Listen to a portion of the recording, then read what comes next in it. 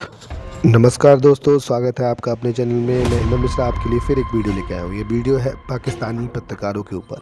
पाकिस्तानी पत्रकार आपस में बातें कर रहे हैं कि ट्रंप का अगला टारगेट पीएम मोदी हो सकते हैं, क्योंकि ऐसा कच्चे तेल को लेकर है, क्योंकि भारत ने अभी भी रशिया से कच्चा तेल आयात करना नहीं छोड़ा है। अमेरिका ने वेनेजुला पर जो हमला किया है उसकी वजह भी कच्चा तेल ही है, क्योंकि वहाँ के जो कच्चे तेल के कुएँ हैं उन पे अब अमेरिका ने अपना अधिकार जमा लिया। ट्रंप के टैरिफ लगाने के बाद भी पीएम मोदी रुक नहीं रहे हैं। ये बात पाकिस्तानियों को समझ में नहीं आ रही है कि पीएम मोदी ऐसा क्यों कर रहे हैं और ऐसा कैसे कर सकते हैं। लेकिन पीएम मोदी जो है वो डर नहीं रहे हैं, ना डरेंगे किसी से। 50% टैरिफ लगा, 100% टैरिफ लगा, अब 500% टैरिफ की बात चल रही है कि पीएम मोदी फिर भी रुकने का नाम नहीं ले रहे हैं। एक बार आप भी इन वीडियो को देखिए। इस वीडियो को देखने के बाद आप बताइए, मुझे कमेंट बॉक्स में कमेंट करिए। चैनल पर अगर आप पहली बार आए हैं तो चैनल को सब्सक्राइब करना ना भूलें। वीडियो को ज़्यादा से ज़्यादा शेयर करें कि पाकिस्तानी पत्रकार के पास कोई और काम नहीं है, वो सिर्फ़ और सिर्फ मोदी को और इंडिया को ही टारगेट करते रहते हैं। एक बार आप भी इस वीडियो को देखें। नरेंद्र मोदी साहब ने कुछ भी ना किया हो ना इंडिया के लिए, लेकिन मैं कहता हूं कि पिछले 6 महीने से अमेरिका को वक्ता उन्होंने डाला। जो मर्जी कोई कहे, मैं कहता हूं जितना मर्जी उस पर कोई क्रिटिसाइज हम भी करते हैं, पाकिस्तान में हमारी हुकूमतें करती है, लोग करते हैं, लेकिन इस बात के ऊपर उन्होंने कहा कि मैं आपसे मिलना चाहता हूं। भाई ट्वीट की है उस बंदे। यार ये बहुत बड़ी बात है कि अमेरिकन प्रेसिडेंट चाह रहा है कि मैं किसी तरीके से मिलूं प्राइम मिनिस्टर ऑफ इंडिया से, और वो नहीं मिल रहा तो जो मर्जी बाकी बातें कर दे, लेकिन यार ये एक बात उनका कोई मुकाबला। लेकिन यहाँ पर एक चीज मैं जरूर कहूंगी, जो मेरी और मोदी जी की एक जैसी मतलब होती है, वो ये कि जिस काम से मना किया जाए वो काम जरूर करना है। तो इसी तरीके से जब मोदी जी से कहा गया कि आपने ऑयल नहीं लेना है रशिया से, तो उन्होंने और ऑयल लेना शुरू कर दिया। तो मेरे साथ भी कुछ ऐसा ही है, मुझे जिस काम से रोका जाता है मैंने वो काम जरूर करना होता है, बल्कि मेजोरिटी पाकिस्तानी यही करते हैं। अभी वो फिल्म धुरिंदर आई और कहा जी बैन कर दिया है, नहीं देख सकते, तो आप यकीन करेंगे शायद ही कोई पाकिस्तानी रह गया होगा, एक आध कोई जो अपनी किसी मसरूफियत की वजह से ना देख पाया, अदरवाइज हर किसी ने देखी है वो फिल्म और बड़ा पसंद भी किया है। लेकिन अब आप क्या कहेंगे डॉक्टर साहब? जैसे फखर कह रहे हैं कि बिल्कुल पीएम मोदी तो इस बार बड़े डट गए और उन्होंने बड़ा टफ टाइम दिया है डोनाल्ड ट्रंप को।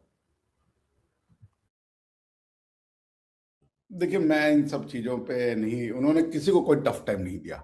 He was only looking after the interest of India. Tough time तो वो होता जब Modi ji out of the way जाकर के अपनी सारे इंटरेस्ट को जो है ताक पे रख करके और जानबूझ के वो अर्क कर रहे होते प्रेसिडेंट ट्रंप को। President Trump is giving tough time to the entire world. क्या काम भाई भाई, हम चीख चीख के कह रहे हैं कि ये रशियन ऑयल खरीदने के लिए अमेरिकन ने हमें कन्विंस किया। अमेरिकन का कहना था कि आप ये क्रूड ऑयल लीजिए, अगर आप ये क्रूड ऑयल नहीं लेंगे तो मार्केट में आग लग जाएगी।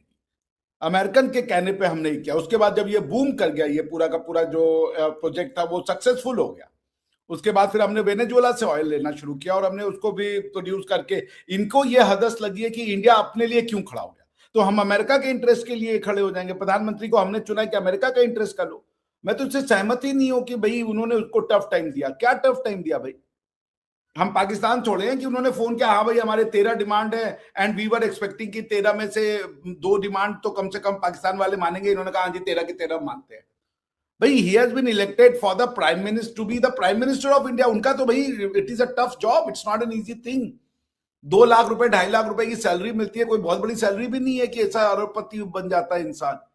और उसके बाद दुनिया भर के आपको टेंशन, सरदर्द और ये लेने पड़ते हैं, तो ये तो टफ जॉब है ना। प्रधानमंत्री ने उनको क्या टफ टाइम दिया? प्रधानमंत्री मोदी तो उनका हाथ उचका उचका के कहते कि अब की बार ट्रंप सरकार, तो वो तो हाथ तो भाई उन्होंने टफ टाइम ले लिया। वो कह रहे हैं कि आपकी रशिया से लड़ाई हो गई। आपने जब ये अगर आपने रशिया के ऊपर सैंक्शन इसलिए लगाए हैं क्योंकि रशिया ने यूक्रेन के ऊपर अटैक किया है, इन्वेजन किया है, तो क्या अब अब अमेरिका के ऊपर सैंक्शन नहीं लगने चाहिए अंतरराष्ट्रीय नियमों के तहत? क्या यूरोपियन यूनियन को ये सिर्फ बयान से काम चलेगा कि नहीं ये ठीक नहीं हो रहा है, हम देख रहे हैं, हम स्थिति का जायजा ले रहे हैं? ये नहीं होना चाहिए कि वो तुरंत सैंक्शन लगाए, उनको जो फाइनेंशियल जितने भी सिस्टम्स हैं अमेरिका को बाहर किया जाए उससे, जो रशिया के साथ हुआ। क्यों नहीं हो रहा है ये सब चीजें? तो आपने देखिए, अमेरिका ने अभी तक जो दुनिया पे राज किया ना, वो ऐसे राज किया कि उन्होंने जितने इंस्टीट्यूशन बनाए थे वो सब उन्हीं के इंटरेस्ट को प्रमोट करते थे। दो चीजों से इन्होंने दुनिया पे राज किया है, अपने इंपीरियलिज्म को, अपनी जो राजशाही है उसको उन्होंने बरकरार रखा। एक तो डॉलर, ये डॉलर की कोई कीमत नहीं है। मैं कह रहा हूं कई बार से, dollar is not something which is against gold और सम प्रीशियस मेटल। ये खाली इंटरनेशनल ट्रेड का इन्होंने उसको करेंसी बना दिया है कि अगर पाकिस्तान को भारत से कुछ खरीदना है तो डॉलर चाहिए, पाकिस्तान को चाइना से कुछ खरीदना है तो डॉलर चाहिए, पाकिस्तान को अगर अफगानिस्तान से खरीदना है तो डॉलर चाहिए, इंडिया को अमेरिका से कुछ खरीदना है तो डॉलर चाहिए, इंडिया को रशिया से कुछ खरीदना है तो डॉलर चाहिए। क्यों डॉलर इंटरनेशनल करेंसी बनेगी भाई? नहीं बनेगी अब इंटरनेशनल करेंसी। तो आप अगर ये सोच रहे थे कि ये जो इंस्टीट्यूशन ब्रिटेन वुड्स, आईएमएफ और वर्ल्ड बैंक और ये डब्ल्यूटीओ और यूएन बना करके आपका हेजेमनी चलता रहता, आपके हिसाब से दुनिया चलती रहती है, जब दुनिया ने आपके हिसाब से चलना बंद कर दिया तो आप नाराज हो गए। तो अमेरिकन इंटरेस्ट को अब हम अपना इंटरेस्ट तो नहीं बना लेंगे ना, तो हमने क्या टफ टाइम दिया बताइए? अगर मोदी जी ने जबरदस्ती कोई वॉर शुरू की होती तो मैं मानता कि हाँ मोदी जी टफ टाइम दे रहे हैं, मोदी जी ने कोई लीगल काम किया होता तो मानते हम टफ टाइम दे रहे हैं। टफ टाइम तो वो हमें दे रहे हैं कि हमें वो कह रहे तुम अपने देश का भला ना सोच के अमेरिका का भला सोचो। ये कैसे हो जाएगा? उनको वोट अमेरिका की जनता ने दिया है मोदी जी को कि भारत के लोगों ने वोट दिया है उनको? उनका काम ये है कि भारत के लोगों को एनर्जी मुहैया कराए या अमेरिका के लोगों को एनर्जी और चीप प्रोडक्ट जिसे कह लीजिए गुड्स मुहैया कराए? तो भाई हमें टफ टाइम दे रहे हैं वो। The only thing prime minister Modi should be appreciated that he did not cave in. वो डरे नहीं, अमेरिकन बुली के आगे वो बंदा खड़ा हो गया। This is what makes India in India. ये तो आपके जो वो थे इमरान खान, उनकी तो बात सच कर दी। इन्होंने क्या नाम है, ट्रंप ने, वो कहते थे रिजीम चेंज, हमारा रिजीम चेंज करवाना चाहते हैं। इमरान खान तो सच्चा साबित हो गया आज तो ये तो हो सकता है कि आपकी, अब मैं बोलना नहीं चाहता आपके चैनल पे, कि आपकी मिलिट्री ने अमेरिका से मिलकर इनका रिजीम चेंज किया और अमेरिका इसके पीछे। This proves Imran Khan exactly 100% correct. तो इसलिए ये ना कहिए कि हमने टफ टाइम दिया। हम टफ टाइम, जो ट्रम्प कर रहा है वो दुनिया को टफ टाइम है। तुम किसी लॉ को नहीं मान रहे हो, टैरिफ पोज कर दे रहे हो, किसी के राष्ट्रपति को ऐसे उठा ला रहे हो जैसे कोई मम्मी अपने बच्चे को प्ले किंडरगार्टन से उठा के लाती है, कान पकड़ के दो थपड़िया करके कि चलो यहां से। हैं वो यार, वो अगला आदमी अगले जब सोया राष्ट्रपति था उठा तो वो कहीं का वो कैदी बन के उठा हुआ है यार। मजाक बना लिया है आपने यार। अब लोग राष्ट्रपति बनने से उस इलाके में डर रहे कि भैया आम आदमी बन के रहो, राष्ट्रपति बनोगे तो अमेरिका उठा लेगा, ट्रम्प चाचा आएंगे उठा के ले जाएंगे, कहीं चलो साले को, तुम इलीगल हो हमारी नजर में। तो ये ठीक नहीं है। इंडिया ने किसी को टफ टाइम नहीं दिया, ये लोग हमें टफ टाइम दे रहे हैं। और ये सुन रहे, हमने इनको पिछले बहुत लोगों को हमने देखा पिछले 800-900 साल में। ये वेस्ट हमारे लिए कोई बड़ी ताकत नहीं, हम इनको समझते हैं कैसे टैकल करना है। ट्रम्प के शासनकाल में एक चीज किया कि वो खुला खेल खेल दिया।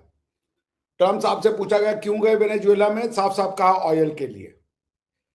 कोई डेमोक्रेसी, फ्रीडम, जस्टिस, लिबर्टी, कोई चूरन चारन नहीं बेचा, सीधा भाई ऑयल चाहिए था। खत्म, पर्दा वर्दा खत्म, खुला खेल फरुखाबादी हमारे यहाँ कहते हैं, वो खुला खेल फरुखाबादी।